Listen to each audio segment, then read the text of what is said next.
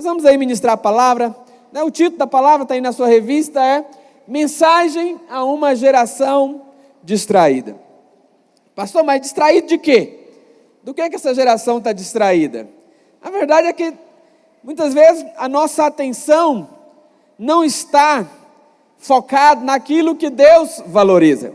Então essa distração é ter uma atenção voltada para coisas que não é a vontade de Deus, ou que não é a prioridade de Deus. Então Deus, Ele quer nos direcionar nesse ano da multiplicação. Nós sabemos que nosso tema, né, um ano profético, sobre nós, a palavra profética foi liberada sobre a igreja, é que em 2026, nós vamos experimentar de multiplicação. Amém, queridos? Deus já estabeleceu multiplicação na sua vida. Pastor, mas multiplicação em quê? Aonde? Multiplicação em todas as áreas da sua vida.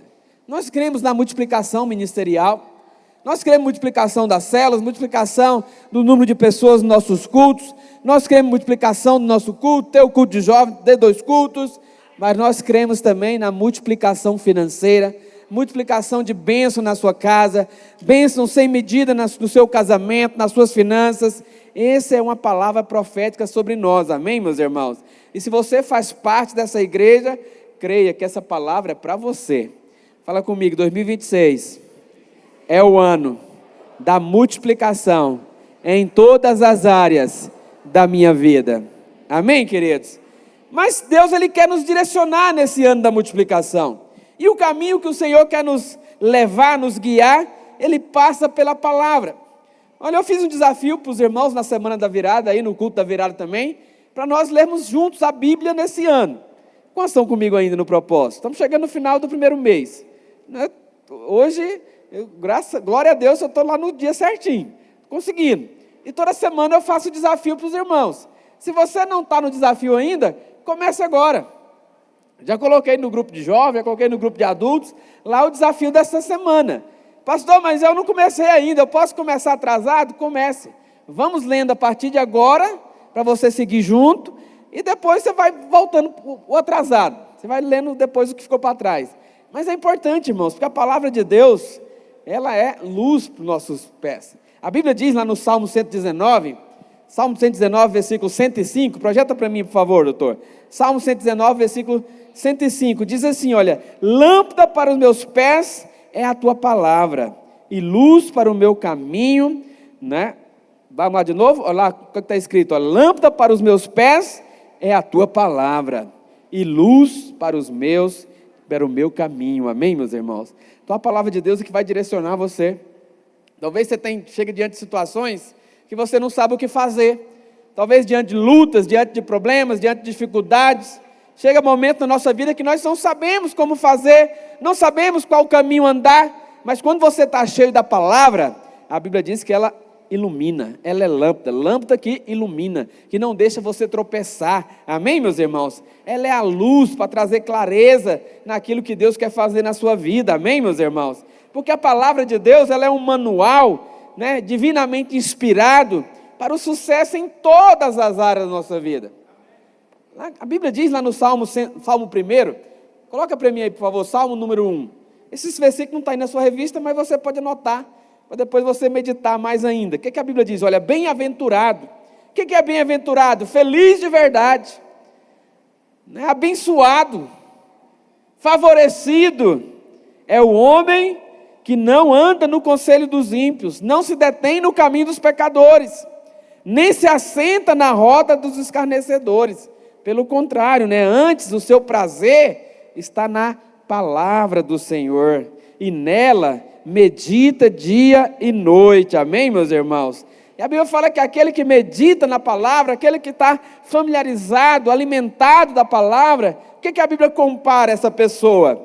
Né? Lá no versículo 3, essa pessoa, esse homem, essa mulher, é como árvore plantada junto à corrente de águas, que no devido tempo dá o seu fruto, cuja folhagem não murcha, e tudo quanto ele faz será bem sucedido. Essa é a promessa para nós. Por isso que é importante você ler a palavra. É importante você estar alimentado diariamente com a palavra, amém, meus irmãos? Porque a Bíblia diz também lá no Josué, capítulo 1, versículo 8, tem mais uma promessa ainda. Tem mais uma promessa. O Salmo 1, versículo 3 diz que ele é bem sucedido. Tudo que ele coloca a mão é bem sucedido. Tudo que ele planeja, ele é bem sucedido. No Josué 1,8 também faz a mesma promessa. O que o Senhor ele fala para Josué? Olha, não cesses de falar deste livro da lei. Antes, medita nele dia e noite, para que tenhas cuidado de fazer segundo tudo quanto nele está escrito. Então, se você fazendo isso, você meditando, você se alimentando, farás prosperar o teu caminho e será bem sucedido. Essa palavrinha bem sucedido, tanto aqui em Josué 1,8, quanto lá no Salmo 1,3, no original ela é tissaleia. O que significa tissaleia? Fala de presentes inesperados. Quando você está cheio da palavra, quando você se alimenta da palavra, quando você medita na palavra, a Bíblia fala que Deus traz para você presentes inesperados. Você será bem sucedido. A porta vai abrir. Algo vai acontecer, amém, meus irmãos? Então eu quero desafiar você, permaneça nesse propósito de estudar a palavra, de conhecer a palavra. Nós estamos aí agora, vai começar na semana que vem, na outra, semana que vem já na verdade, na próxima segunda-feira, da manhã, 8 dias, começa o seminário. Se você não tem um seminário ainda, eu quero desafiar você, vem estudar a palavra, vem conhecer a palavra. Daqui mais 3 semanas vai começar o cursão e o CTL. Se você não tem ainda o cursão, venha fazer o cursão. Você que já tem um cursão, venha fazer o CTL. Nós preparamos para estudar a palavra, amém, meus irmãos? Mas você que já fez tudo isso, enquanto isso, no dia a dia, leia a Bíblia. Leia a Bíblia, separa um pouquinho do seu tempo, irmãos. O que eu faço muitas vezes? Quando a semana está muito corrida, Aldo, às vezes não tenho tempo ali para parar, como é que eu faço? Estou indo para o trabalho, coloco minha Bíblia conectada no som do carro, vou ouvindo. Ouço uma vez, 2 vezes, às vezes 3 vezes, e aquilo vai gravando. É tão fácil fazer isso hoje, irmãos. Tem aplicativo, está lá fazendo comida, está lá cuidando de menino, coloca o aplicativo. Ouve, leia. É importante você meditar nela, aprender a palavra, amém? Lá em 2 Timóteo, capítulo 2, versículo 15, o que a palavra de Deus diz? 2 Timóteo 2,15. Procura apresentar-te a Deus aprovado, como obreiro que não tem do que se envergonhar, que maneja bem a palavra da verdade, que conhece a palavra, que sabe a aplicação da palavra. O que é manejar? Manejar é você ter ela à mão. Você está com ela na mão. Manejar é isso. A palavra manejar vem de estar na mão. A palavra tem que estar na sua mão. O que significa isso? Eu não posso pegar na minha Bíblia só no dia que eu vou para o culto, só no dia que eu vou para a célula. E hoje, como tem a eletrônica, nem carrega mais a Bíblia, né? Aí no celular, abre 10 vezes no dia o Instagram, 20 vezes o Facebook. Alguém ainda usa Facebook? Quem ainda usa Facebook? Poucos ainda usam Facebook, mas Instagram todo mundo usa, né? Mas experimenta manejar a palavra também. Está na fila? Abre o aplicativo da Bíblia, lê. Está esperando a consulta? Leia. Está andando de ônibus? Leia. Está no Uber? Leia. Está dirigindo?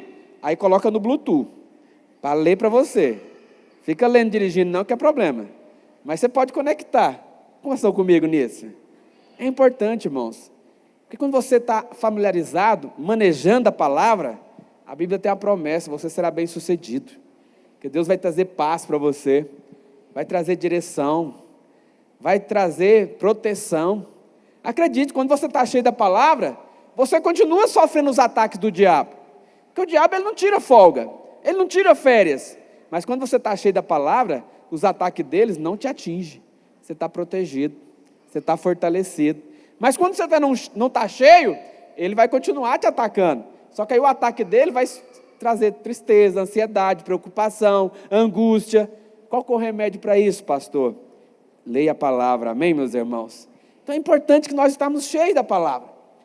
Então a relação, agora voltando aí para o esboço, a relação entre o Antigo e o Novo Testamento, ela é algo tremendo, porque a palavra de Deus, nós devemos conhecer a palavra, devemos estudar a palavra, e hoje eu quero falar aqui a respeito da palavra para você, porque a Bíblia ela é apresentada numa dinâmica onde o Novo Testamento ele está oculto lá no Velho Testamento.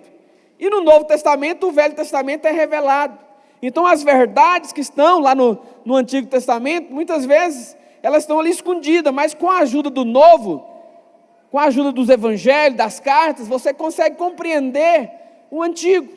Por isso que a Bíblia diz que o obreiro, né, nós temos que procurar apresentar a Deus aprovado, como alguém que maneja, que conhece a palavra, porque você tem que entender essas coisas, que tem muitas verdades do Novo Testamento que já estavam lá no Velho Testamento, só que estavam ocultas, em símbolos, estavam ali de forma escondida. Mas hoje, quando você começa a conhecer, familiarizar, a estudar a palavra, você consegue compreender, amém, queridos? Então, e a Bíblia fala de uma coisa interessante, que lá no Velho Testamento, a Bíblia fala que tinha lá, inicialmente, o tabernáculo, mas depois tinha ali o templo.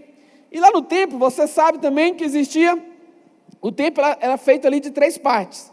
Tinha ali o átrio, que era o pátio, o átrio tinha um lugar santo, e tinha os santos dos santos, amém, queridos? E a Bíblia diz que lá no Santos dos Santos, existia ali uma arca, que é chamada de a Arca da Aliança. Coloca para mim lá aquele material lá, irmão, no segundo slide, por favor. Porque lá diz que existia uma arca. E essa arca, ali simbolizava a presença de Deus. E a Bíblia diz que dentro dessa arca tinha 3 coisas guardadas. Quem lembra o que tinha lá? Tinha lá o maná, a vara de Arão e tinha as tábuas da lei, certo?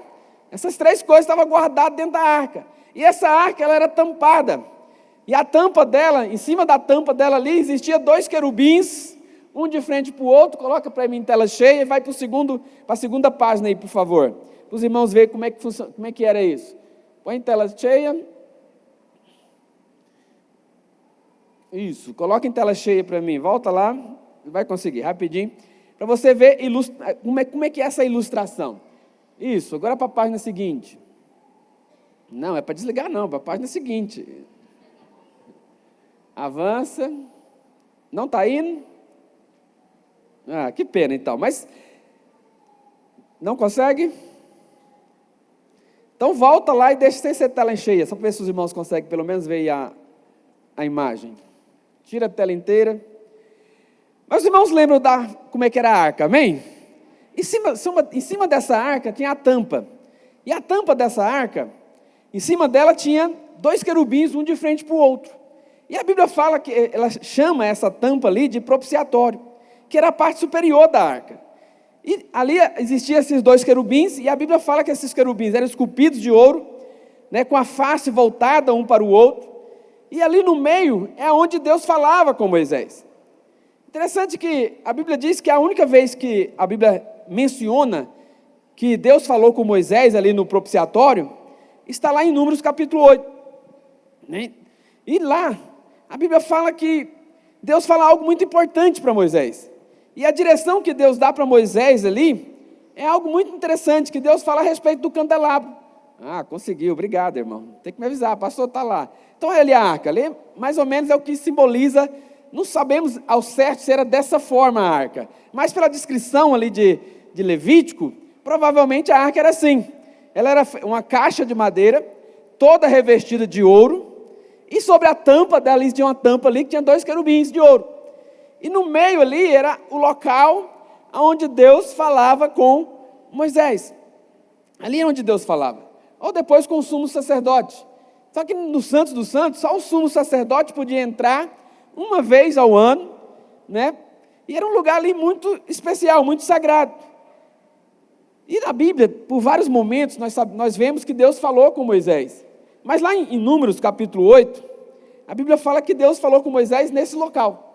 Nesse local aí. E o contexto, lá em Números 7, no capítulo 7, ele traz ali qual que era o contexto que Deus falava com Moisés. E lá diz assim, olha, está aqui na projeção.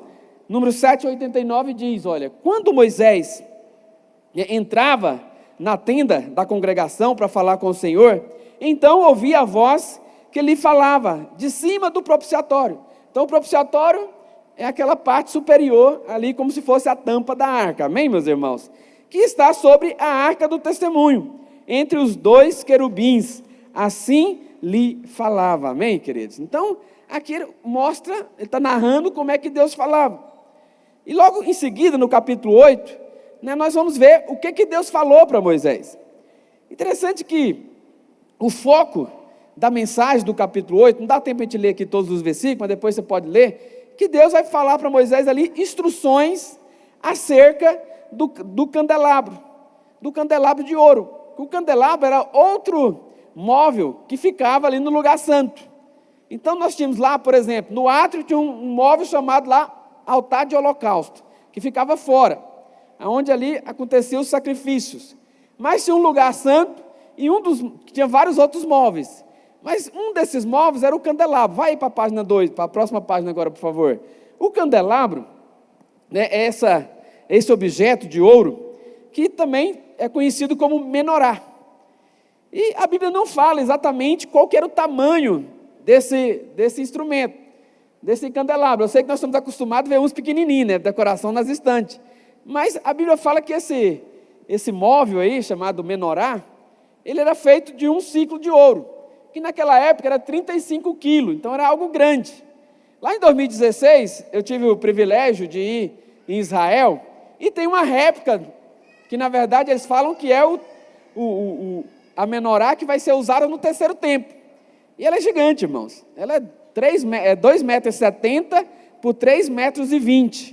Está lá numa cápsula de blindada, de vidro blindado, e lá tem uma placa dizendo que vai ser o candelabro do terceiro templo. Então, ou seja, era um móvel grande.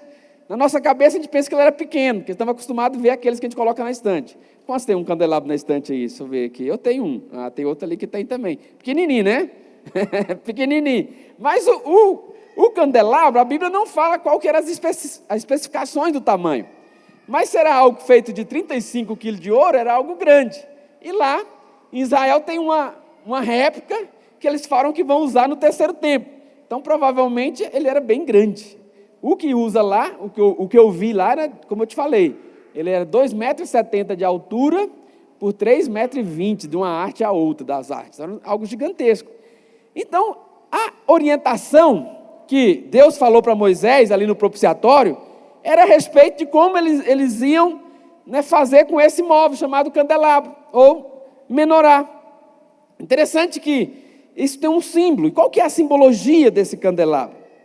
O que isso representa, né? Esse candelabro ele era feito de ouro puro. Ele não era feito de madeira revestida de ouro, mas ele era de ouro puro. Só que, né, ele era feito uma peça só.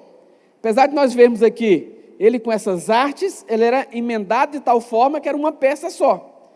Não tinha ali separação. E ele era de ouro. E ele era simbolizado ali como se fosse ali uma amendoeira. Porque a amendoeira era uma árvore típica lá de Israel, que ela é a primeira árvore que brotava ali logo o inverno. Porque ao contrário aqui da região, nós estamos aqui no trópico, né? Nós não temos as definição correta aqui das estações do ano.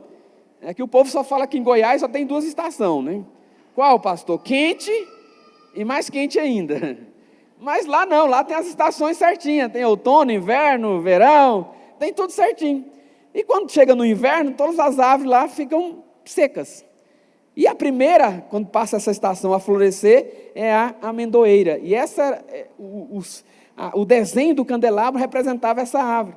Não, então, com certeza, isso aponta, né, para um símbolo da vida abundante ou da ressurreição. Amém, meus irmãos? Mas qual que é o símbolo do candelabro? Qual que é a simbologia do candelabro? Nós podemos afirmar, com base no Novo Testamento, principalmente lá em Apocalipse, que o candelabro, ele aponta para Cristo. Amém, meus irmãos? Então, ele aponta para Cristo e também a igreja. Então, é uma tipologia, esse móvel, ele representa, ele aponta para Cristo. Por isso que eu falo, nós falamos logo no início, que no Velho Testamento, muitas coisas dele eram o símbolo daquilo que seria revelado no Novo Testamento. E esse móvel chamado menorá, ou candelabro, ele aponta para Cristo. Amém, meus irmãos? Por quê, pastor? Porque esse móvel, ele tinha uma arte central, na vertical aqui. E essa arte central do candelabro, ele é o próprio candelabro. Porque aquelas outras que saem dele, aquelas artes que saem, na verdade são um complemento. Mas o candelabro em si é essa arte central aqui, amém, meus irmãos? E essa arte principal, ela aponta para Cristo. E aqueles braços do candelabro aponta para a igreja, porque nós somos os ramos que estamos na videira verdadeira, amém, meus irmãos? Nós estamos conectados nele, ele é o cabeça e nós somos o corpo, amém? Então essa arte principal, ela é a figura do próprio Senhor Jesus, e que é a proeminente, que destaca, e aqueles braços, eles apontam para nós como igreja, amém? E a Bíblia diz lá em Êxodo, capítulo 25, no versículo 31, diz assim, olha, também farás um candelabro de ouro puro, de ouro batido se fará o candelabro, tanto o seu pedestal como a sua haste, e os seus copos e os seus cálices, e as suas corolas formarão com ele uma só peça. E os seus lados sairão 6 braços, 3 de um lado e 3 do outro. Aí no versículo 35 ele diz, formando com uma haste uma só peça. Aí lá no versículo 39 ele diz, de 1 talento de ouro puro se fará o candelabro, com todos os seus utensílios. Interessante que esse é um dos móveis que tinha lá no templo ou na tenda, que a Bíblia não fala exatamente qual que é a metragem. Nos outros sempre tem especificamente qual que é a metragem. Mas aqui, em Êxodo, a Bíblia revela apenas o quanto de ouro foi usado para fazer essa peça. E fala aqui de 1 ciclo. E segundo aí a maioria dos estudiosos, esse 1 ciclo, em termos bíblicos, equivale a mais ou menos aí 34, 35 quilos de ouro. Então era muita coisa. Por isso que lá, esse era um móvel grande, não era um móvel pequeno, era um móvel relativamente grande, ok, meus irmãos? E a Bíblia diz aqui que esse candelabro, ele tinha uma peça central e tinha ali os seus braços. E tudo isso traz um simbolismo, tudo isso traz um significado para nós. Então essa arte central, ela aponta para o próprio Jesus, amém, queridos? E esses braços laterais apontam para mim e para você. Tanto que lá em Apocalipse, quando a Bíblia fala lá no capítulo 2 ali, quando o Senhor escreve ali as cartas às 7 igrejas, ele fala que ele estava ali como um candelabro, um candeeiro do meio das igrejas. Então, o próprio Jesus, ele fala a respeito dessa correlação, que o candelabro aponta para a igreja, mas aponta para ele ao mesmo tempo. Ele é o candelabro. E nós somos as artes, ou os braços, amém, queridos? Então, nós fazemos parte dessas artes laterais. Então, o candelabro, em sua totalidade, ele era feito de uma peça só. Assim como nós também, como igreja, nós somos o corpo de Cristo. Cristo é o cabeça, mas nós somos o corpo. Não tem como dividir, né? Hoje nós somos a igreja. A igreja é o corpo. E Cristo, ele é o cabeça. E a igreja precisa estar ligada. É como ele falou lá no João capítulo 15, que ele era a videira verdadeira e nós somos os seus ramos. Esses ramos têm que estar conectados, amém, meus irmãos? Então tudo isso são formas de falar as mesmas verdades. Então o candelabro ali no Velho Testamento é a mesma coisa de João capítulo 15. Tudo aponta para ele. Ele é, ali a videira verdadeira e nós somos os ramos. E esses ramos têm que estar conectados para que possamos dar frutos, amém? Então, da mesma forma, no candelabro, ali as suas artes tinham que estar conectados, amém? E tem algo interessante a respeito dessas artes, né? Porque a Bíblia fala lá em Números capítulo 8, pode tirar aí agora, os irmãos já viram, volta lá para a Bíblia, Números capítulo 8, no versículo 1 ao 4, o Senhor ele vai falar ali, por meio do propiciatório, ele fala para Moisés e dá direção de como o sacerdote deveria lidar com esse candelabro. E lá no versículo 1 diz assim, olha, número 8, 1, por favor. Disse o Senhor a Moisés, versículo 2, fala a Arão e diz-lhe, quando colocares as lâmpadas, seja de tal maneira que venham as 7 a alumiar defronte do candelabro.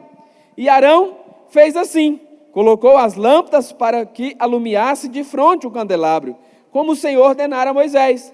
O candelabro era feito de ouro batido, desde o seu pedestal às suas flores, segundo o modelo que o Senhor mostrara para Moisés. Assim fez ele o candelabro. Amém, meus irmãos? Então essa palavra de fronte, né, que tem uma direção. Olha, vai acender as lâmpadas ali, em cima de cada uma daquelas hastes tinha uma lâmpada, que na verdade era uma lamparina. Aqui para você entender, quem conhece uma lamparina? Lamparina, conhece? Não existia lâmpada elétrica como nós temos hoje. Então ali existia lamparinas. E todas essas lamparinas, essas luzes, deveriam ser colocadas para iluminar de frente o candelabro. Porque essa palavrinha aqui, de frente, significa literalmente na face. Então a ordem divina era que todas essas 6 lâmpadas laterais fossem posicionadas de forma a projetar a luz sobre a face da haste central. Então lembrando que a haste central aponta para Cristo, amém, meus irmãos? E essas hastes laterais apontam para mim e para você. Então, de certa forma, todos nós também temos que sempre estar olhando para a haste central. Por isso que o escritor de Hebreus, lá no capítulo 12, no versículo 2, ele fala que nós devemos olhar firmemente. Para quem? Para o autor e consumador da nossa fé, que é Cristo. É a mesma coisa aqui do candelabro. Amém? É a mesma revelação. Quando ele fala para nós olharmos firmemente, é a mesma coisa. Volta lá para o desenho do candelabro. Pode deixar naquela mais fácil, que está só na figura do tema da palavra, que aí fica mais fácil para os irmãos visualizar e mais fácil para você mexer aí. Olha lá novamente o candelabro. Todas essas luzes que apontam para mim e para você, elas deveriam estar direcionadas para o candelabro, que é a haste central. Da mesma forma que eu e você precisamos estar olhando para Cristo, amém, meus irmãos? É a mesma coisa. Então é uma forma diferente de falar, porque Ele é a videira verdadeira, nós somos os ramos. E esses ramos têm que estar conectados nele, tem que estar olhando para Ele, tem que estar firmado nele. Os irmãos estão comigo? Estão conseguindo fazer a correlação de uma coisa para outra? Isso é o candelabro. Então isso é o clímax da revelação, porque o propósito de cada crente, de cada irmão, é que nós possamos direcionar a luz para glorificar a Cristo, porque Cristo é o centro. Cristo precisa estar no centro, amém, meus irmãos? Então qual que é o propósito central da vida cristã? Porque o mais importante é que o Senhor quer que nós saibamos disso, que tudo que você faz tem que ser para trazer glória para Ele. Ele tem que estar entronizado no centro da sua vida. Não perca o foco, não deixa de olhar para Ele. Interessante que voltando lá para Apocalipse capítulo 2, ali ele escreve para 7 igrejas, cada uma dessas igrejas ali eram literais naquele momento, mas elas apontam para nós também. E cada uma das repreensões ou dos elogios que o Senhor fez para aquelas igrejas, tinha a ver se elas estavam, quão próximo ou distante elas estavam do propósito de Deus. Uma lá, por exemplo, a repreensão foi que eles esfriaram, perderam o primeiro amor. Ou seja, largaram a conexão.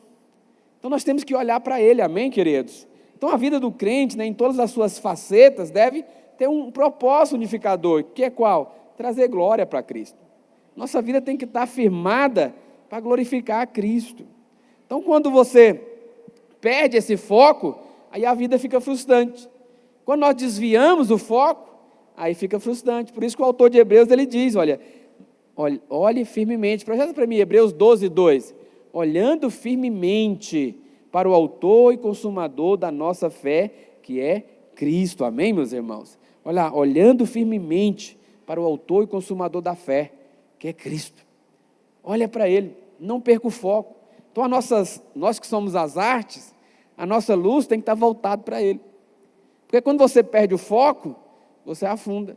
Quantos lembram de Pedro?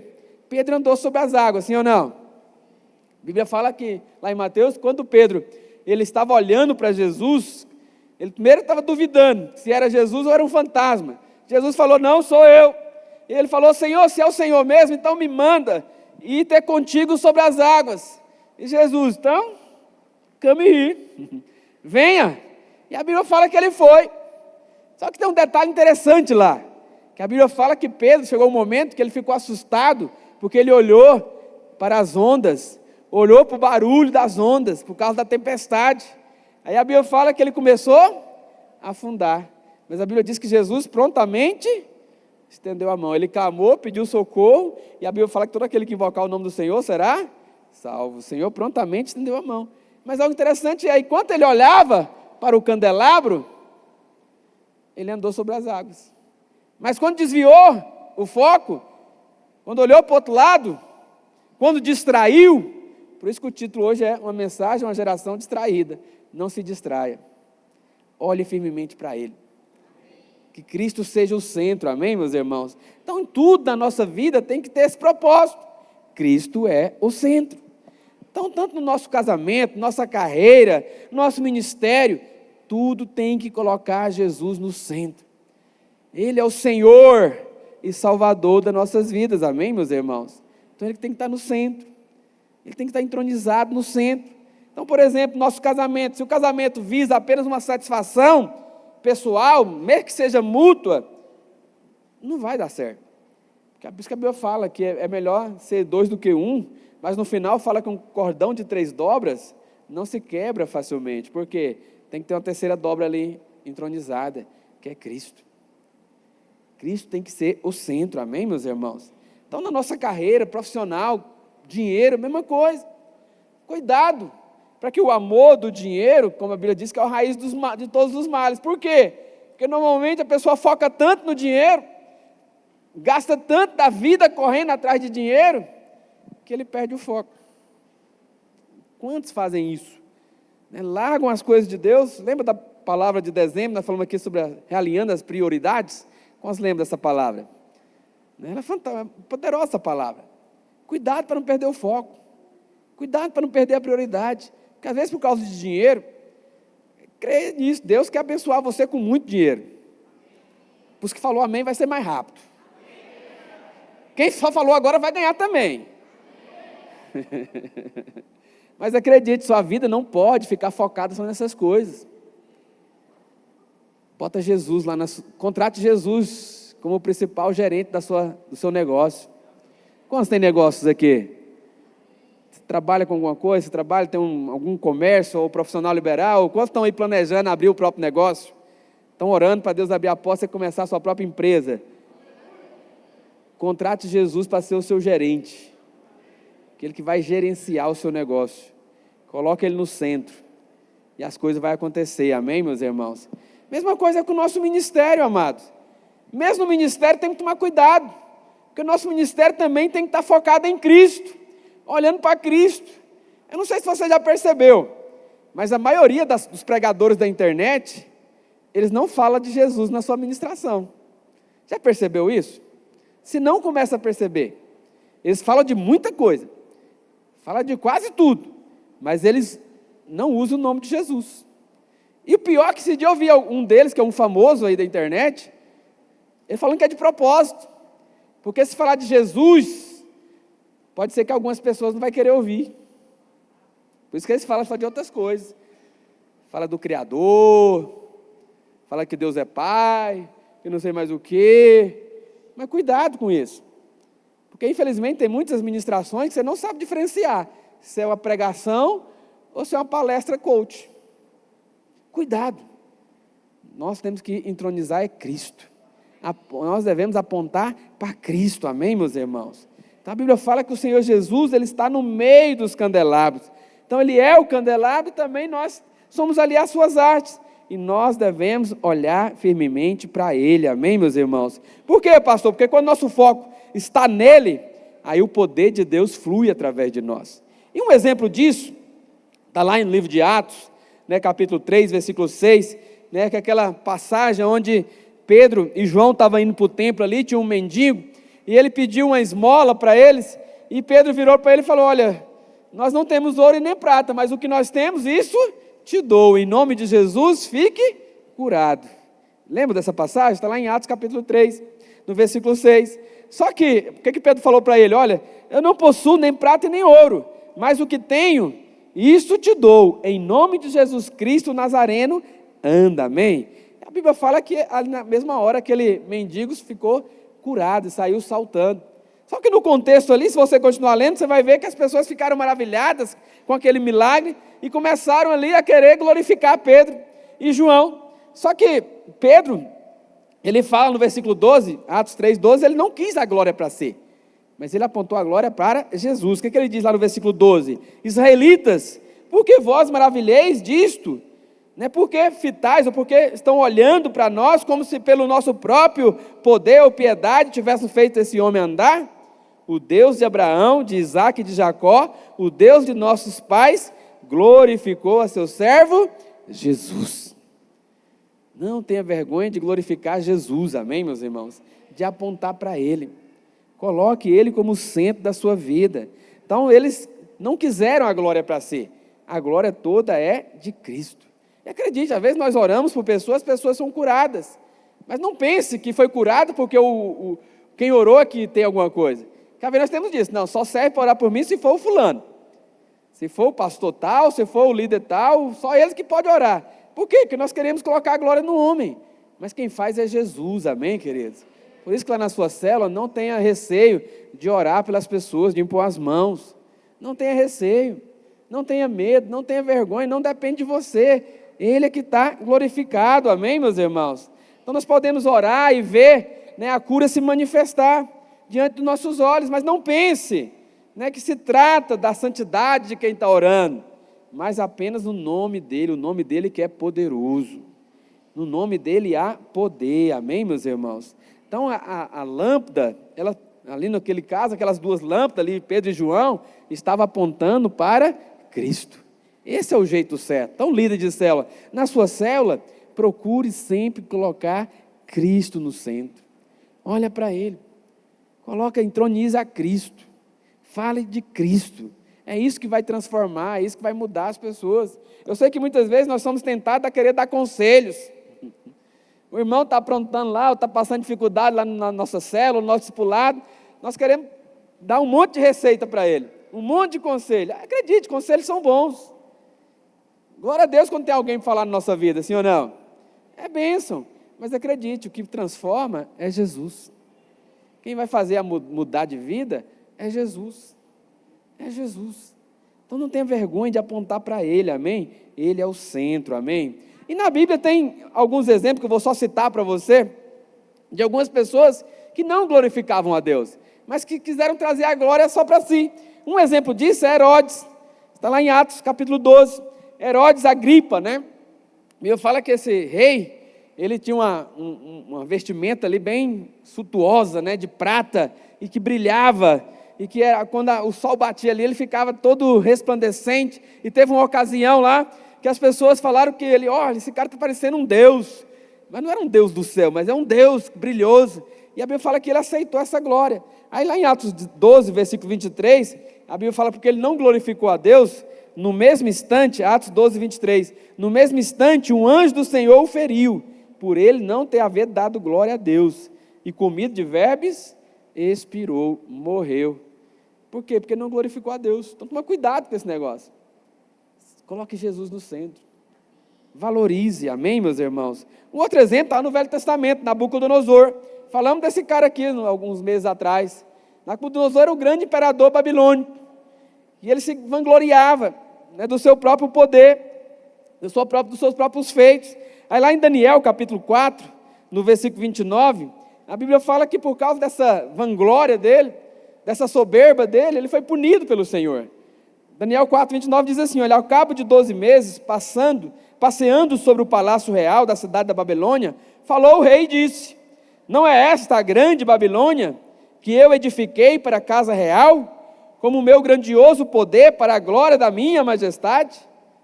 A ti se diz, ó rei Nabucodonosor, já passou de ti o reino, serás expulso de entre os homens, e a tua morada será com os animais no campo.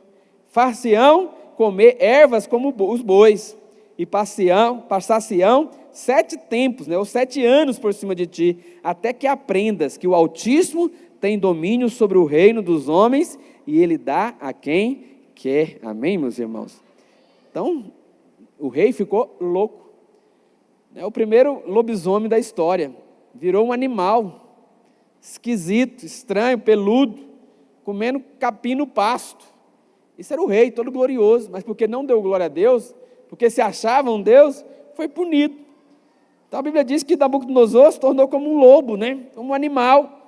Só que interessante, depois desses 7 anos, a Bíblia fala que ele olhou para cima, ergueu os olhos, e lá no versículo 34, ele reconheceu que Deus é quem governa. Mas ao fim daqueles dias, eu, Nabucodonosor, levantei os olhos ao céu. Ou seja, reconheceu que no céu tem um trono, amém, meus irmãos? E tornou-me a vir o entendimento. E eu bendisse o Altíssimo, e louvei, e glorifiquei ao que vive para sempre, cujo domínio é eterno, e cujo reino é de geração em geração. Então, ele aprendeu na marra a glorificar a Deus. Mas você não é um desses, você é filho, amém? Você tem um Espírito. Pelo Espírito você glorifica a Deus. Coloque Ele no centro, amém, meus irmãos?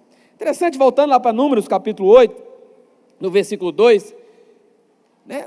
Deus deu uma direção ali para Moisés, para ele instruir o sacerdote, Arão. E ele diz o seguinte, versículo 2, fala a Arão e diz-lhe, quando colocares as lâmpadas, seja de tal maneira que elas venham a iluminar de frente o candelabro. Ou seja, tem que estar olhando para ele, amém, queridos? Focado em Cristo. E Arão fez assim, colocou as lâmpadas para que iluminasse de frente o candelabro, como o Senhor ordenava. Então, e se você continuar lendo, vai ter mais instruções de como que deveria o sacerdote fazer esse trabalho de cuidado ali com o candelabro. Então, uma das coisas que ele devia fazer, não vai dar para a gente ler aqui os versículos todos, mas ele deveria limpar, remover os resíduos desse candelabro. Porque quem já usou lamparina, eu já morei em roça que não tinha energia. Alguém já teve essa aventura de morar num lugar que não tem energia? Aí você usa uma lamparina, né, com querosene. Só que chega um ponto que aquele pavio vai ficando preto ali, não vai dando luz mais. Você tem que ir lá, às vezes apagava, puxava para cima mais um pouco, né, e tocava fogo de novo. Se você não fez isso, você não sabe o que é ser pobre. Você é de outra geração. Mas acredite, essa geração é melhor do que a anterior. Mas um dos trabalhos do sacerdote ali era cuidar, né, remover aquela sujeira que ia acumulando ali no pavio, para que eles, em vez de ficar só produzindo fumaça, porque a lamparina, depois de um tempo acesa, né, Aldo? Você lembra lá da Catarrentina no Maranhão? Aí vai entrar aquela fumaça preta no nariz, depois tem que ir lá limpar, né? Daí que surgiu o hábito de tirar a cutícula, né? Era a sujeira que ficava ali. Então, tinha que tirar, puxar aquele pavio, limpar para tocar fogo de novo. Então, isso fala de você, né, deixar a luz sempre acesa. Então, isso simboliza, né, que a obra de Deus, ela purifica a nossa vida. Então, o trabalho do sacerdote, ele é o sumo sacerdote hoje, amém? Ele nos limpa para que nós possamos brilhar cada dia mais, amém, meus irmãos? Então, além de limpar, ele deveria puxar aquele pavio, né, para cima ali, para poder aquela chama ficar cada vez mais, né, forte. Por isso que a Bíblia fala que o Senhor, Ele é aquele que não apaga o pavio que fumega. O que é o pavio que fumega? Aquele pavio que está quase apagando. Quando a querosene vai acabando, ou quando o pavio está muito curto, ele começa só a piscar, né? Começa ali a apagar. Então o que o Senhor ele faz? Ele puxa para cima, para que o fogo continue aceso. Então o Senhor é aquele que nos restaura, amém, meus irmãos? É aquele que não apaga o pavio que está fumegando, pelo contrário, ele levanta e derrama mais azeite, derrama mais unção, derrama mais vida, para que você possa continuar dando a sua luz, amém, queridos? Então não apaga a torcida que fumega, né, o pavio que fumega. Então o ministério de Jesus foi esse ministério de levantar aqueles que estão caídos. Por isso que nós também somos desses, que nós não somos daqueles que apagam aquele que já está ruim. Que às vezes o irmão está passando uma luta, passando um problema, e a nossa ação ali muitas vezes é para destruir, para condenar, né, para poder deixar ele mais para baixo ainda, né, para criticar. Não, seja daquele que levanta o irmão, amém? Que limpa e levanta, coloca óleo, coloca unção, para que o irmão tenha cada vez mais vida, amém, meus irmãos? Então essa palavra, né, fala de levantar. Então esse era um dos trabalhos do sacerdote. Não deveria permitir que a sujeira juntasse ali de tal forma que o fogo viesse a apagar. Mas ele deveria limpar, deveria cuidar. E nós também temos essa responsabilidade de não deixar que as coisas desse mundo, a sujeira desse mundo, nos prenda. nos apague, amém, meus irmãos? Por isso que lá em Hebreus, volta lá para mim, para Hebreus 12, coloca no versículo 1, o que a Bíblia fala? Hebreus 12, 1. Estamos quase encerrando já. A palavra-chave aí é quase. 12, 1 diz, olha, portanto também nós, visto que temos a rodear-nos de tão grande nuvem de testemunha, desembaraçando-nos de todo o peso e de todo o pecado que tenazmente nos assedia, corramos com perseverança a carreira que nos está proposta, amém, meus irmãos?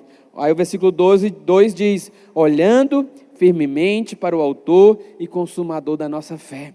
Então, no nosso dia a dia, no dia a dia, às vezes vem essa sujeira, às vezes vem os problemas, vem as lutas, às vezes vem situações que vai deixando nos carregados, ficamos desanimados, às vezes ficamos ali, desmotivados. Por isso que o sacerdote, uma das funções dele ali era limpar, para que aquele fogo não se apagasse, amém, meus irmãos? É exatamente isso que Hebreus está falando, nós não devemos deixar que essas coisas nos sobrecarreguem, tira nosso brilho. Por isso que é importante você ouvir a palavra, estudar a palavra, ler a palavra, porque a palavra te limpa, amém?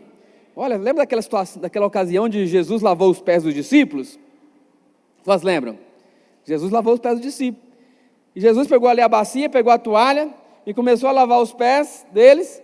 Mas quando Jesus chegou para Pedro, Pedro falou, não, Senhor.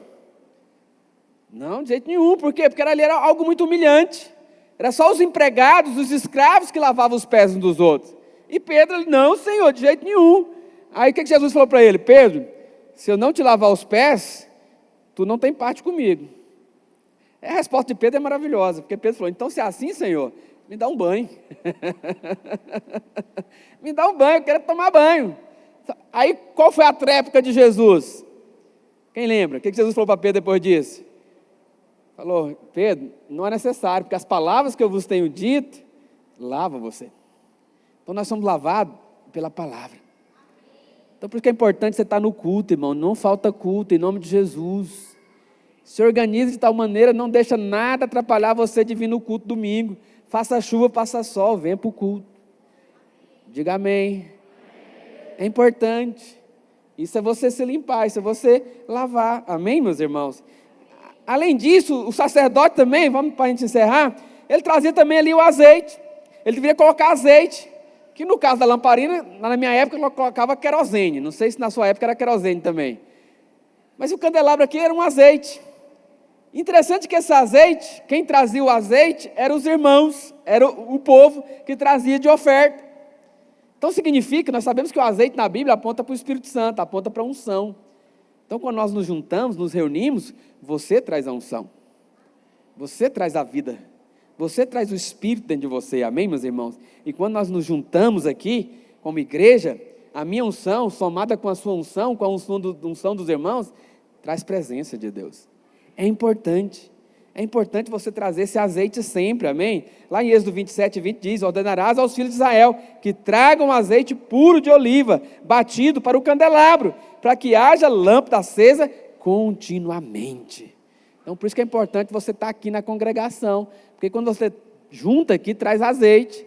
Sempre o fato de você vir aqui, por mais que o pastor não prega direito, não falou claro, não entendi nada, mas acredite, o simples fato de você estar aqui com os irmãos, esse ambiente acende você, traz unção na sua vida, traz vida na sua vida, você é renovado, amém, meus irmãos? Só que ele fala mais, olha, Arão, o sumo sacerdote e seus filhos deveriam conservar e tomar o cuidado, os irmãos do louvor estão vindo ali já, podem vir, eles deviam tomar o cuidado para que essas artes sempre estivessem apontando para a face do candelabro. Por quê? Porque com o uso no dia a dia, talvez ali o vento, ou talvez ali um sacerdote esbarrou, coisas aconteciam que essas lâmpadas desalinhavam. Então todo dia à noite eles tinham que realinhar, para ficar apontando para o candelabro. É exatamente isso que o escritor de Hebreus está falando no capítulo 12 que nós lemos.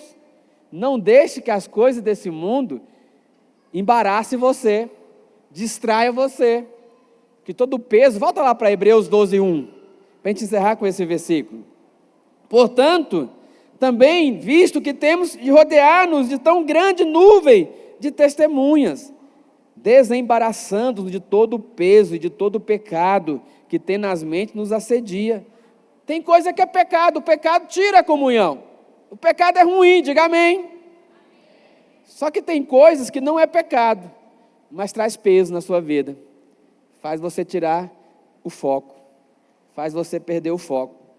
Por isso que ele fala, olha, né, todo o peso e do pecado. Não é peso de pecado, é peso e pecado, que tenazmente nos assedia. Porque ele fala, corramos com perseverança a carreira que nos está proposta. Só que correr distraído não dá certo. Correr olhando para o lado, não temos segurança. Quando vai correr, tem que firmar no propósito. Firma. E esse propósito para nós é quê? Olhar para quem? Olhar para Cristo. Versículo 2. Corramos a carreira que nos está proposta, olhando firmemente, sem distração. Cuidado com aquilo que é distração na sua vida. Fica de pé onde você está. Cuidado com aquilo que é distração. O que tem sido distração na sua vida? O que rouba o seu tempo? Esse é tempo de nós focarmos no Senhor. Por isso que é fundamental a importância nós estarmos estudando a palavra junto esses dias, amém? Leia a palavra. Já está no grupo lá o planejamento dessa semana. Se você não tem, por acaso, manda para mim que eu te mando. Vamos focar. Não permita que nada tira a sua atenção. Olhando firmemente para o autor e consumador da nossa fé, que é Cristo. Olhe firmemente para Ele, meu irmão. E muitas vezes nós somos tentados a fazer como Pedro, olhar para o problema, olhar para a luta, olhar para as circunstâncias, olhar para o grito do inimigo, olhar muitas vezes para o barulho das circunstâncias. Mas a Bíblia diz que enquanto Pedro olhava para Cristo, ele andou sobre as águas. Enquanto você estiver olhando para Cristo, mesmo diante do problema, você vai andar sobre as águas. E se você não andar sobre as águas, elas vão se abrir e você vai passar a pé seco. Porque essa é a promessa de Deus, amém, para nós. Então esse é um tempo, meu irmão, de lançar fora a distração. Cuidado com a distração. É tanta coisa que nos distrai. Mas eu quero fazer um propósito com você. Foca nas coisas de Deus. Valoriza aquilo que é prioridade para Deus. Buscar em primeiro lugar o reino e a justiça, as demais coisas vos serão acrescentadas. Cuidado para não perder seu tempo correndo atrás de coisas desse mundo. Porque a Bíblia diz que o bom soldado de Cristo, ele não se envolve, ele não perde tempo com os negócios dessa vida. Mas antes, o seu prazer é satisfazer a vontade daquele que o chamou. Olha para o alto, olha para Ele. Coloca a mão no seu coração. Pai, em nome de Jesus.